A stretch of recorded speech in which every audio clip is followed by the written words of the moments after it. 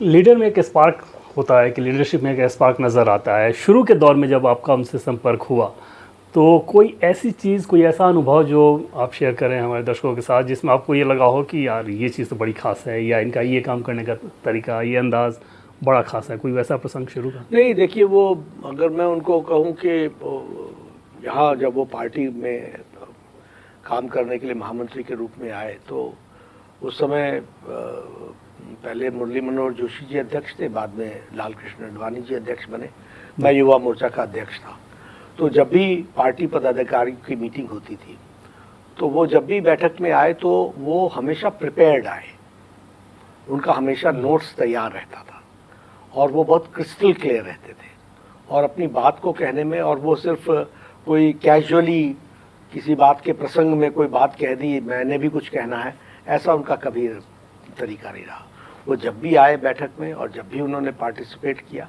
तो वो पूरी तरीके से तैयार होकर के समसामयिक विषयों के बारे में उनकी सोच, समसामयिक विषयों में पार्टी की क्या सोच होनी चाहिए, समसामयिक विषयों में पार्टी किस तरीके से इस समय गलत सोच रही है या ठीक दिशा में नहीं सोच रही है, ये सब चीज़ों की वो भली भांति तैयारी करके आते थे। और जो वो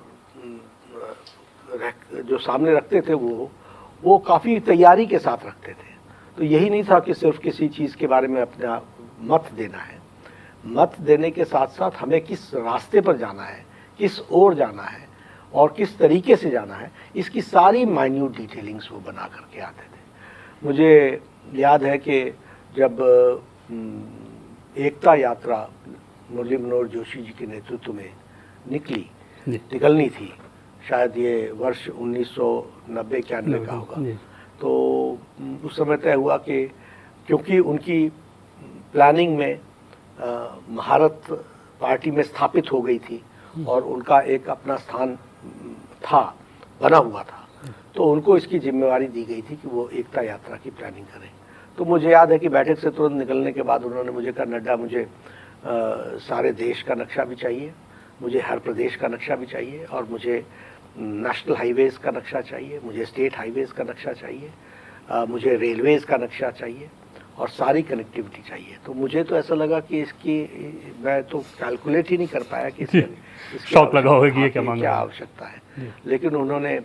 लगभग 3-4-5 दिन, मेरे ख्याल से 1 हफ्ता लगा करने के बाद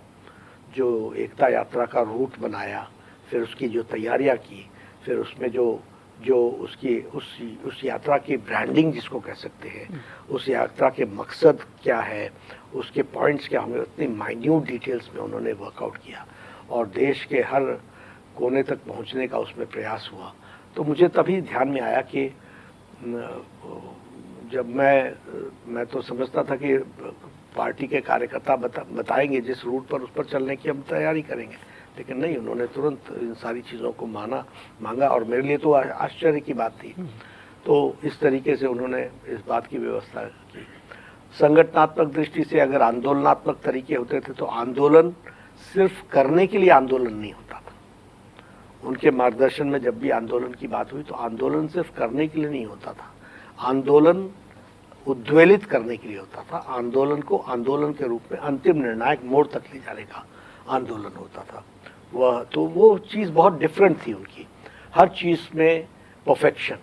और हर चीज़ में परफेक्शन की गुंजाइश, उसको हमेशा परिष्कृत करते रहना, अपने से ही अपना क्रिटिसिज्म करना।